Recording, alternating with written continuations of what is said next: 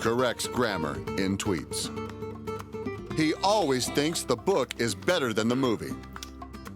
He doesn't really need glasses. He refers to raw vegetables as crudités. He has a subscription to the Wall Street Journal and actually reads it. His diet is gluten-free, although he doesn't have a gluten allergy. I'm not always pretentious, but when I'm at my most pretentious, it's on the box score. It starts now, my friends. I don't know a lot about sports, but I can drink a lot of beer.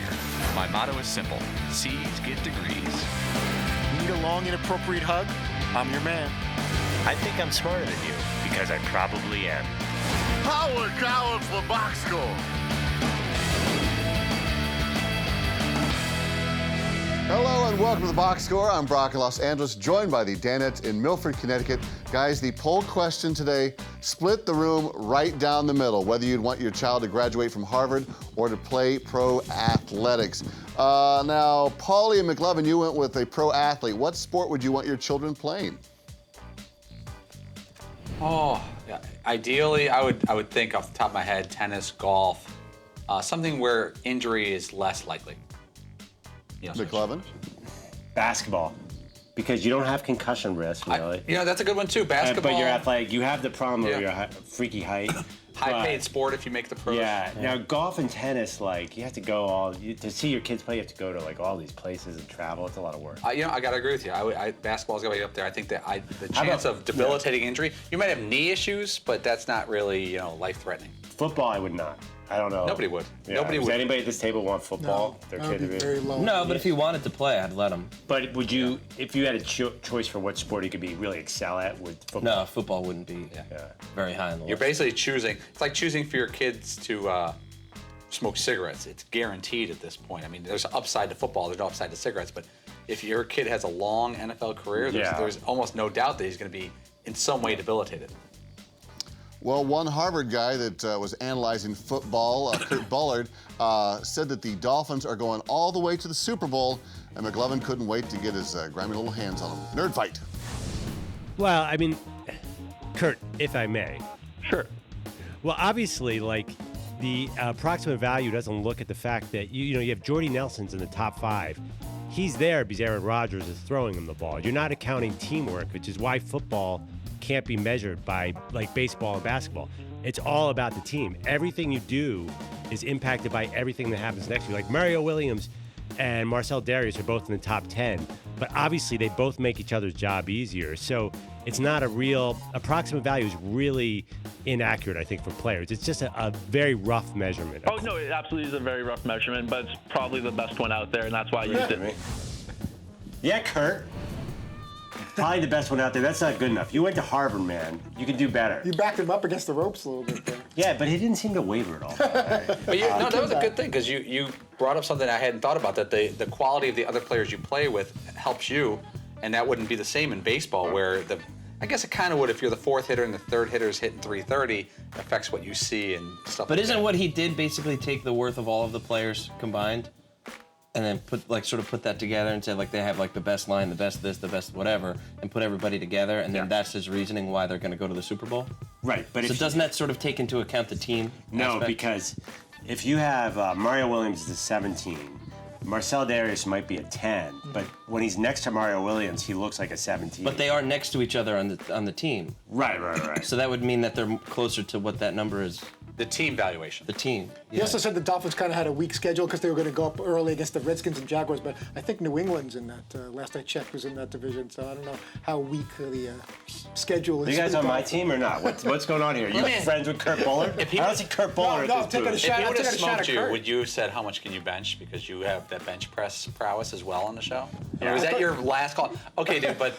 he probably could have done calculations. Well, technically, right now, I'm about 190 pounds, so I could probably... inertia, force. Somewhere between 215. I'm going to guess about 4 times. Gauging the wind.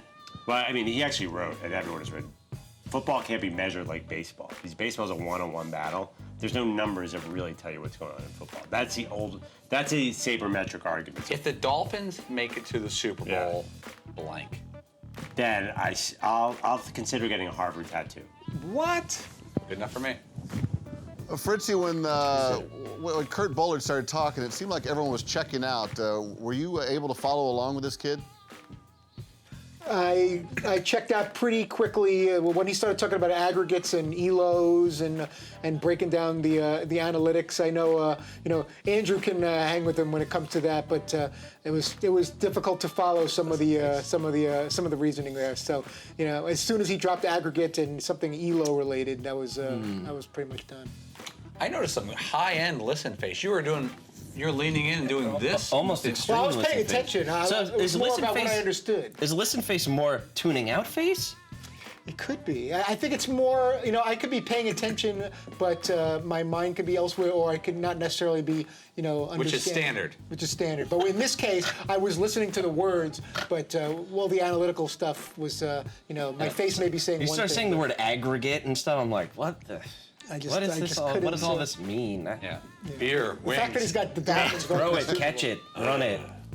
Aggregate, numbers, quantitative. I think I really know why Bullard chose the Dolphins. He got a hold of this footage.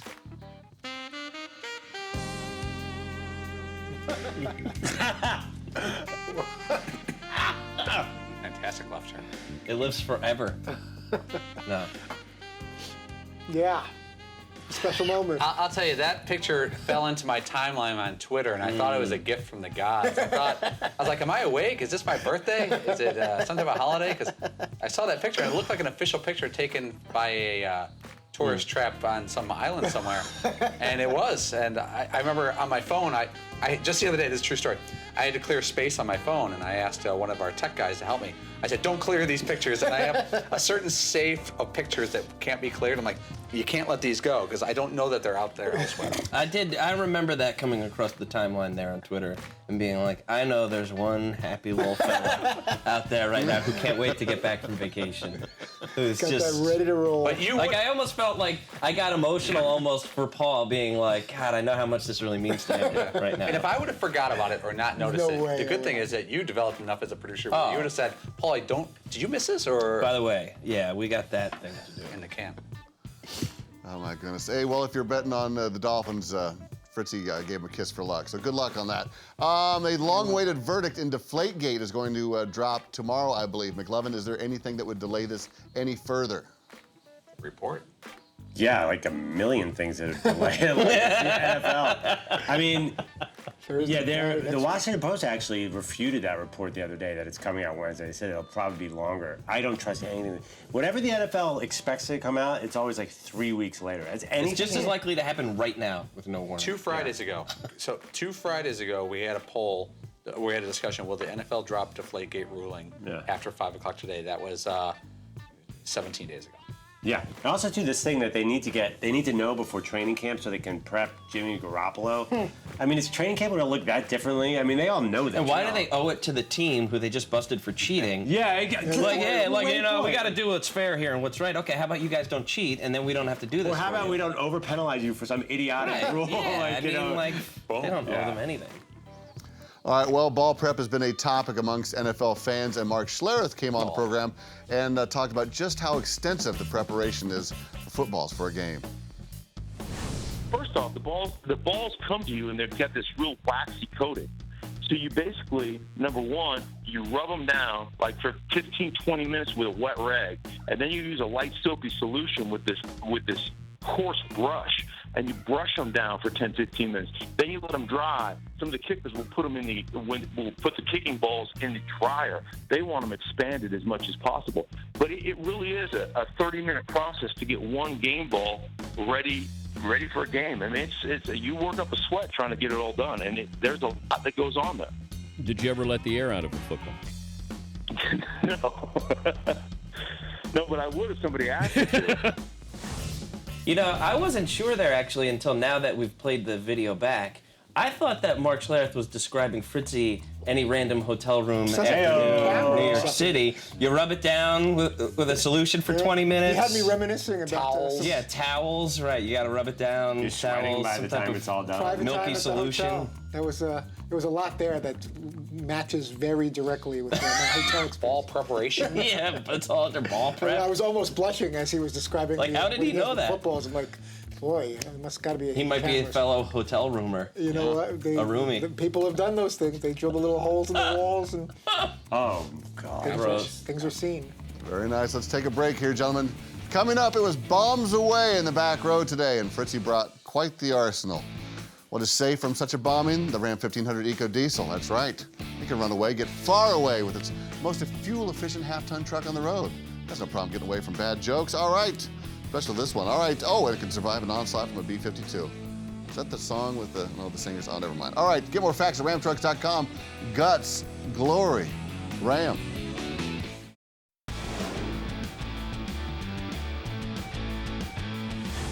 Welcome back to the Box Score. Another story taking the world by storm is women coaching in men's sports. Now, recently, the Cardinals hired Jen Welter to coach their inside linebackers. McLovin, is this in direct response to Becky Hammon's success in the NBA Summer League, or has this been in the works for a while? Gosh, I actually have no knowledge of it being in direct response. I didn't totally cross my mind. I don't think that he ever said anything about that. Well, after reading up on it, I I read in the Arizona Republic that the coach, Bruce Arians, Bruce Arians was asked kind of randomly during the NFL owners meeting. They talked to some coaches too. Do you think a woman could ever coach the NFL? He goes, I don't see why not, as long as they could do the job. He doesn't care. And I wonder if that reporter's question kind of opened up the door for him and said, like, you know what? Maybe I'll look into this a little bit. Because he got a call from a team that had a coach, and he interviewed her, and one day later she's hired. So now, just to be fair, the clarity of the story is that she's kind of almost like a temp employee. She's hired for a finite amount of time. Yeah. But that's step one. I mean, it's not a negative thing at all. I'm actually, this is to me one of the more shocking stories of my career. If you would have said, and I'm not kidding, that there be an African-American president or legalized marijuana or a woman coaching the NFL, which would be last likely on the list, I would have said a woman even sniffing a coaching job in the NFL. And that's not anti-women. That's what I'm talking about. The opposite side of it is that I couldn't even imagine a day where a woman was coaching the position player on an NFL team. I totally hear what you're saying. 10 years ago, I might have said that, but like when this happened, I'm like, oh, maybe because of Becky Hammond. I was like, oh yeah, that makes sense. Well, yeah. In the past 6 months, I'm not as surprised because that's a lot of things that surprised me in the past 10 years that I thought weren't going to happen in my lifetime. Very progressive, and it's a lot to do with Becky Hammond's success in the Vegas Summer League and winning it with the Spurs. Now, Dan was in the middle of his take on whether or not a woman could command a huddle, and then Fritzy asked the question that was on everyone's mind. Yeah, Fritzy. Now, sometimes those dancers during a timeout can be a distraction, where I think you can have a lot of respect for your coach, but you're likely to take a little peek and see what the latest routine is. Is it possible to still have a lot of respect for your coach and take a glance at what the Knick girls are doing?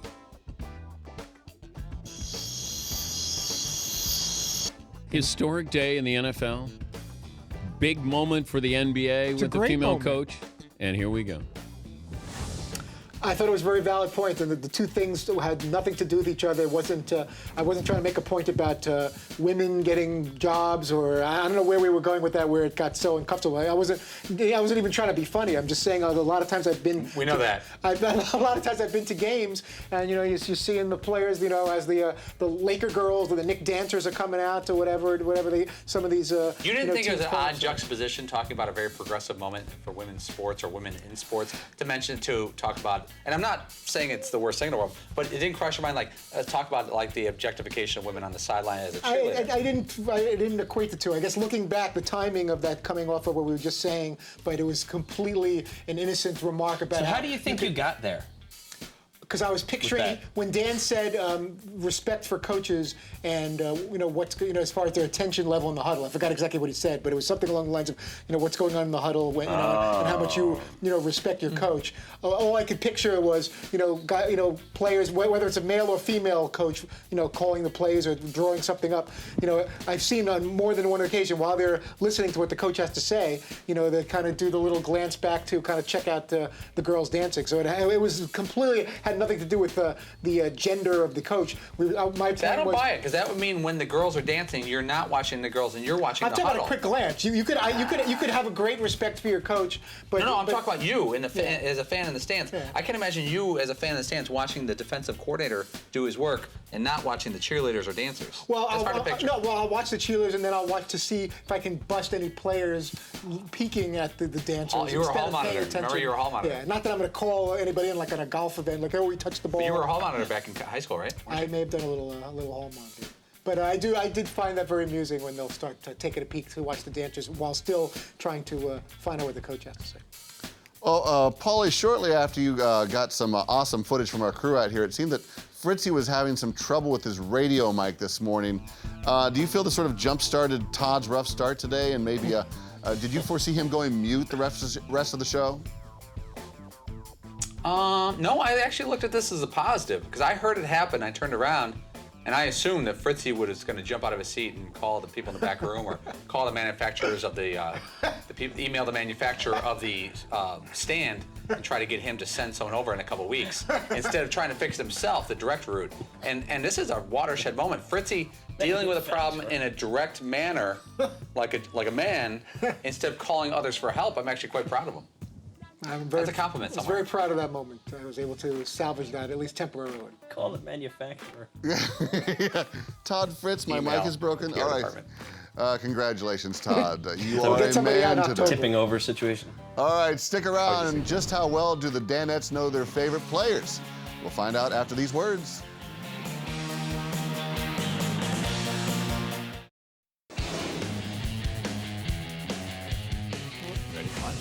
Welcome back to the box score. Guys, in case you haven't heard, the MLB trading deadline is fast approaching.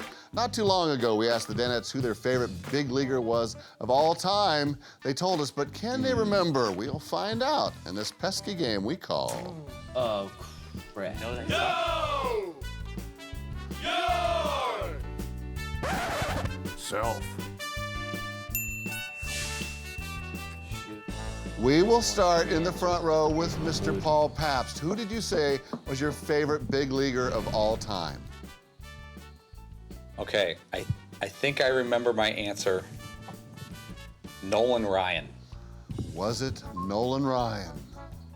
My all-time favorite baseball player is Nolan Ryan. Loved watching him pitch. Love him as an interviewer on the Dan Patrick Show. Love him.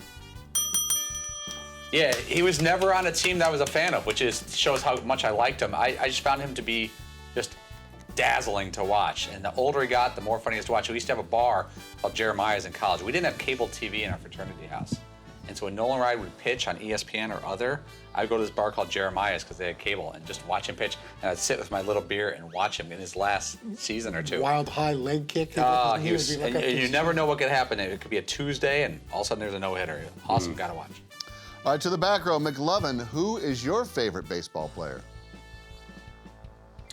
Feels almost too easy. I mean, any chance it's not Michael Jack. I loved Von Hayes. I'm a really big Mickey Morandini You were fan. Tug McGraw? I thought Bake McBride and Bob Boone. Bake McBride, but it's got to be Charlie Hayes. Charlie Hayes was Dick great. Ruthven. Caught the final out for the Yankees in Don 96. Carmen. Richie Hebner. Can you name 5 players who currently in baseball? I'm going to go with Michael Schmidt. Oh, I thought it'd be Obadell Herrera. Oh, was it Michael Schmidt? My favorite baseball player of all time is Michael Jack Schmidt. That was sort of Harry Callis. Yeah, it was Harry Callis, in case. Mm-hmm. Yeah. Love Harry Callis. Yeah, I was going a little impersonation there. It's too easy. Too easy. Spot on. All right, back to the front row. Seton, who did you say was your favorite big leaguer of all time?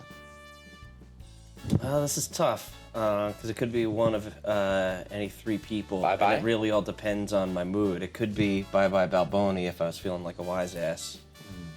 It could be Derek Jeter if we were talking a lot about Derek Jeter, but my real actual favorite all-time baseball player is Ricky Henderson. Today is Ricky Henderson, Seton O'Connor's favorite player. Ricky Henderson. All right. Yeah. Apparently, I was thinking clearly that day. Yeah, Ricky Henderson's the best, man. So he actually, I do believe he cost me a better baseball career than I could have had. Not that I was ever a great baseball player, but I could play baseball a little bit until I decided to try and do everything like Ricky Henderson and squatted down. I thought I was fast. I could run. I'd slide head first. I did all this stuff. I had no business snatching fly balls, doing all that, just watching the ball go flying. Like, what are you doing, kid? There's certain players growing up, and I don't care what team you like, that you would have just killed to have on your team. And those 2 guys, I would have given up anything to have them to be Cubs. I mean, fun to watch, just killed opponents. Absolutely. All right, let's see if we can make it 4 for 4. Fritzy, who was your favorite baseball player of all time? Got to go, as Paulie stated, the Ryan Express, Nolan Ryan on any given day or night. The no-hitters, the strikeouts, the high Jose leg kick Cruz in the dominant. mix? Jose Cruz was in there. Mike Terry Scott? Poole. Rafael I like Dickie Landis. Thon and Bill Doran a lot. But there was something about Ryan, even though he'd have these games where he'd stay in, he'd pitch 10, 11, 12, 13 innings, throw 150, 160 pitches, walk 10 and strike out 13 and give up like one hit and win or lose like 1-0 or 2-1 all the time. But loved watching Ryan, and especially as Paulie mentioned, also as he got older, at times he got even more dominant. To still see him throw close to 100 miles an hour. Wait, who'd you pick again? I can't remember. It was so long ago. Nolan Ryan is the answer? Nolan Ryan. I thought it would be Madonna from A League of Their Own, but is it Nolan Ryan? He just did this whole My favorite baseball player is Nolan Ryan. Yeah. Nolan, he's the best. There's this one thing I really want to get hint for everybody. Not that anyone's buying me any gifts anytime soon. I have a John Elway signed old school orange jersey in my basement, and the next thing that I would really want at some point, even if I have to buy it myself, is a Nolan Ryan signed jersey. You could go online today and probably order that in 3 minutes. I could. I'd rather get it as a gift though, because those could be really expensive. Sure. But it's the Ryan 34 with the rainbow stripe, old school Astros. To get that next to Elway would make the basement collection complete. Well, Mr. Ryan, if you're watching, could you please send in a video for his son's bar mitzvah and a jersey? All right, congratulations, everyone. This, of course, is the Box Score, and we are taking a break to remind you that the Ram Heavy Duty, with its best-in-class towing, torque, and horsepower, doesn't need one. And yes, it will make a video for Fritzy's son. Mazel tov, today you are a man. Today you are a man, Jordan. Guts, glory. Oh, Shafar, Ram.